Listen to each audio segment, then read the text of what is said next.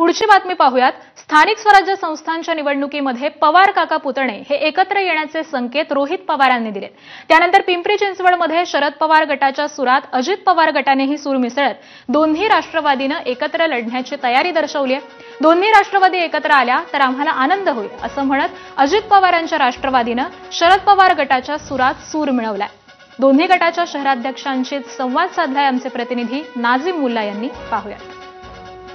भाजपचे विचार सोडून आमच्या सोबत येणार असतील तर 100% आमचा एक कौल पुढे असेल। ज्या भ्रष्टाचार भाजपने आपल्या शहराचं वाटोळ केले त्यांच्या विरोधामध्ये आम्ही ताकदीने लढणार आणि त्यांना थांबवणार। त्यासाठी एक पाऊल मागे आमचं येण्याचे पण हे असेल, जागा वाटप असेल, हे असेल, ह्याच्यामध्ये आम्ही थोडे कमीपणा घेऊ पण भाजपला इथं थांबवू या माध्यमातून संकेत व्हायचे। एका घरामध्ये जर भिंत होते पडली होती ती जर एकत्र एक कुटुंब होत असेल तर यापेक्षा वेगळा आनंद काय होणार आहे। दोन राष्ट्रवादी लढण्यापेक्षा एक राष्ट्रवादी कधीही झालेली चांगली आहे आणि त्यासाठी मात्र करत असताना की कोणाला किती सीट द्यावे काय द्यावे हा निर्णय दादांचा असणार आहे। परंतु तो निर्णय घेत असताना जी लोक 2017 पासून अजितदादांच्या किंवा त्याच्या आधीपासून दादांसोबत आहेत, काही वेळा काही लोकांचा निसटता पराभव झाला होता परंतु ती दादांबरोबर आहेत निष्ठेने। पण असं नको व्हायला की उद्या त्या ठिकाणी पुन्हा तिकडे तिकीट देताना त्यांच्यावर अन्याय होईल, ह्या गोष्टीची काळजी घेणं मात्र गरजेचं आहे आणि त्याबद्दल आम्ही पुढाकार घेऊ।